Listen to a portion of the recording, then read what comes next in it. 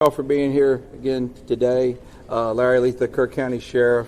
I'm going to kind of go over some brief notes with y'all real quick, then I'm going to pass it on to the mayor.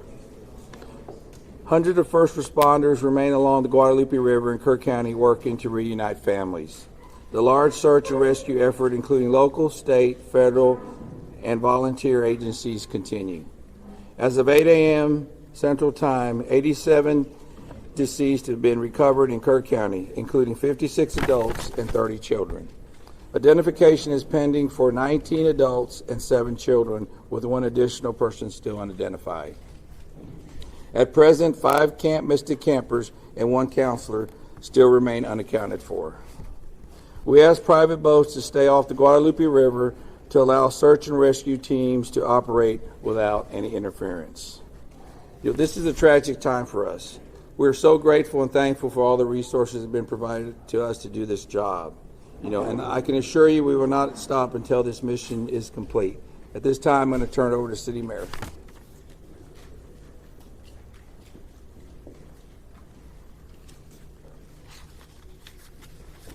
Thank you for being here. I'm Joe Herring Jr. I'm Mayor of the City of Kerrville. I want to reassure our community and those families that the city, the county, the state, and the federal experts are working together, not separately, but as one team. If you go inside the Emergency Operations Center, you don't see silos. You see one team. I want to talk briefly about in-kind donations. The outpouring of generosity has been tremendous, and we are grateful. We are working on a new system to accept donations. And when those plans are complete, we will post them online on the city's Facebook page. We are grateful. We need a new system to handle the generosity of the world. Financial donations can still go to communityfoundation.net. That's the community foundation of the Texas Hill Country. Again, we are grateful for the generosity of the world. Over and over, I've asked you to pray. It occurred to me that I haven't asked you for what to pray specifically. Please pray for those who mourn, for those who wait, and for those who help. Now I'd like to call on Lieutenant Colonel Ben Baker.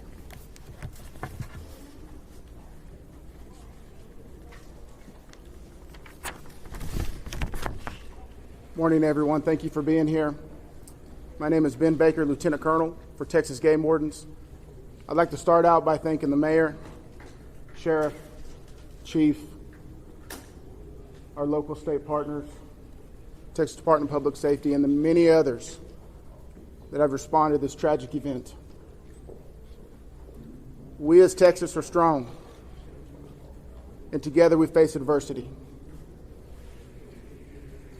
Your Texas Game Wardens responded in the early mornings of Friday to this tragic event, along with many other local and state partners.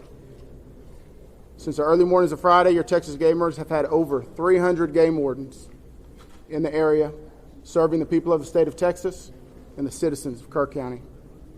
Among that, we've searched 26 river miles since the tragic event has started. We've had approximately 444 rescues, 30 recoveries. Some of our resources and assets we have dedicated to this tragic event include 2 helicopters with hoist teams, 12 drone teams, 10 K-9 units, 9 swiftwater boat crews, 15 airboats, 16 UTVs, and 169 four-wheel drive vehicles. Your Texas Game Wardens will remain here and serving the community. We just ask you to continue to pray for the victims, for the families, for your first responders, for everyone involved. We'll open it up now to questions. If anybody has any. Can you talk about how challenging it is for you guys in the mud, the big trees? What's been like the different terrain? No, thank you for that question. Extremely challenging. You know, we've got, of course, your Texas game wardens out there, your local, your state partners, Texas Task Force 1. We've got the National Forest Service out there. We've got A&M Forest Service. We've got numerous responders with specialized capabilities where we've got these large pile of debris. And with our canines and you know, when we're trying to make these recoveries, these large piles can be very obstructive. And to get deep into these piles, it's very hazardous.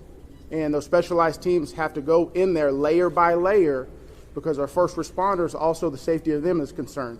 So it's extremely treacherous, time-consuming, it's dirty work, the water's still there.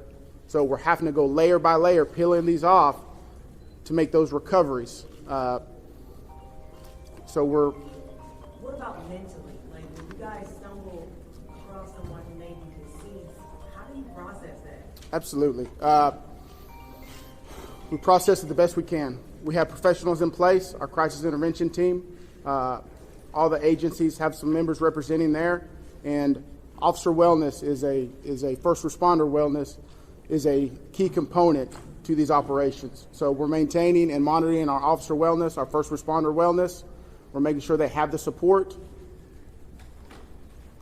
It's very tragic whenever you see human life, but to see a child and that loss of life is extremely tragic. More rain is expected to come down west of us, and eventually it's going to get down to Guadalupe River. Is that going to put a halt to the searches? And if not, how are you going to change the trajectory of the search and rescue operations?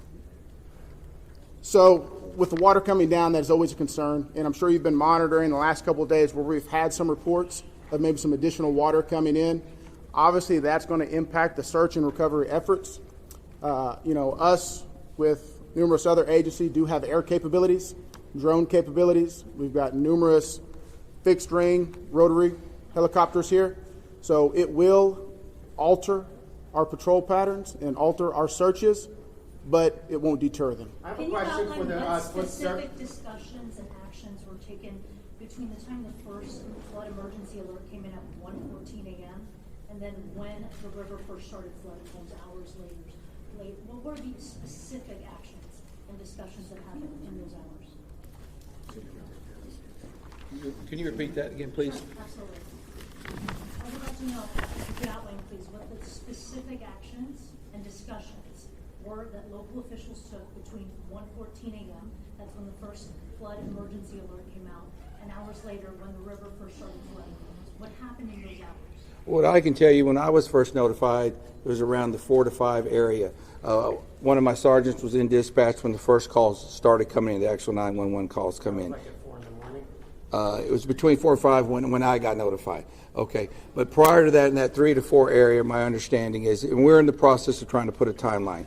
That's going to take a little bit of time. As I've told you several times, that is not my priority this time. There's 3 priorities. That's locating the people out there, identifying and notifying the next of kin. That is what I'm taking as my job as sheriff here to do. Okay. With all due respect, sir, I think that the community here is asking these questions. What happened? When did it happen? Was the emergency manager awake at the time? Did they push the button to issue an emergency alert? Sir, it's not that easy when you just push a button, okay? There's a lot more to that. And we've told you several times. So did it happen, sir? I can't tell you at this time, You okay? can't tell me if the emergency manager of the county Sheriff, actually issued an emergency Sheriff, alert. okay. Sheriff, who Shimon, is just give me a second. Emergency Answer the question. Operations Center? Who Let him runs answer the question. the Emergency I'll come back to you. I ain't going nowhere. Appreciate it. Who runs the Emergency Operations Center? We have a communication center, a dispatch, okay? We have a communication center. That's where the calls actually go to the police department, then they're forwarded to us. But leading up to this, in monitoring the weather, there's, in any large city, in any state, there's an Office of Emergency Management that is monitoring the weather, that is watching and listening and getting briefings. Who was getting those briefings in this city, in this county?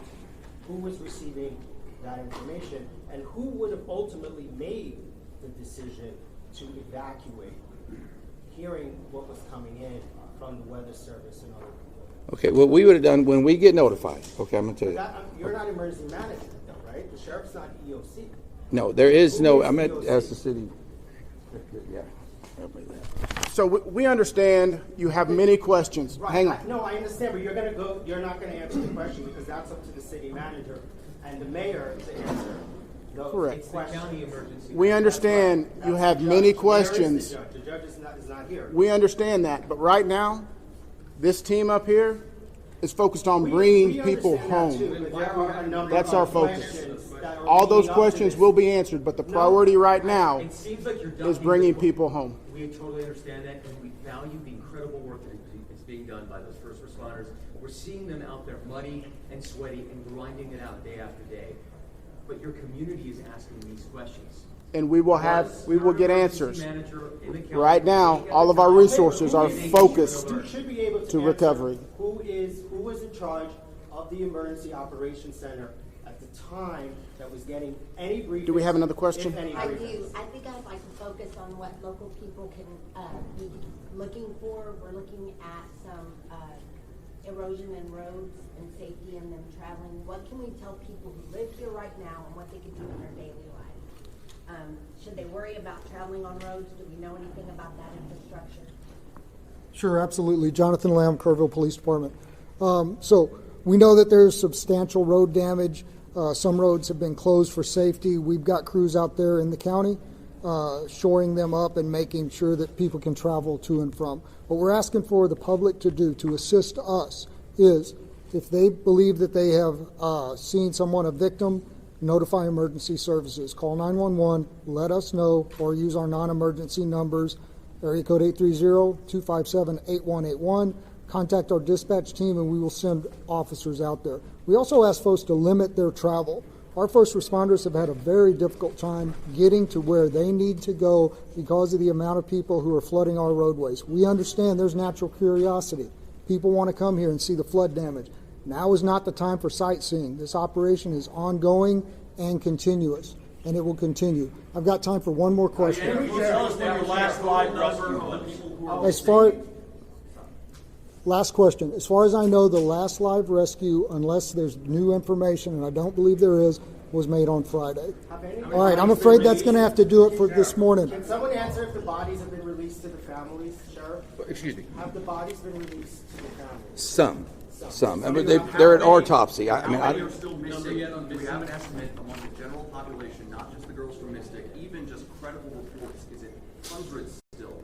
Is there any estimate among the general population of how many people are missing? No. I've told y'all several times, it's hard to know that number. No, we don't. I know the numbers that we have found, and that's all I know. You still don't want to tell us who was from? All right, so we're going to continue our operations. The next time that we're going to be in front of y'all will be at 5 p.m. right back here. If there is a critical update, again, we'll provide that information to you through the contact list that you have provided to us. Thank y'all. We appreciate it.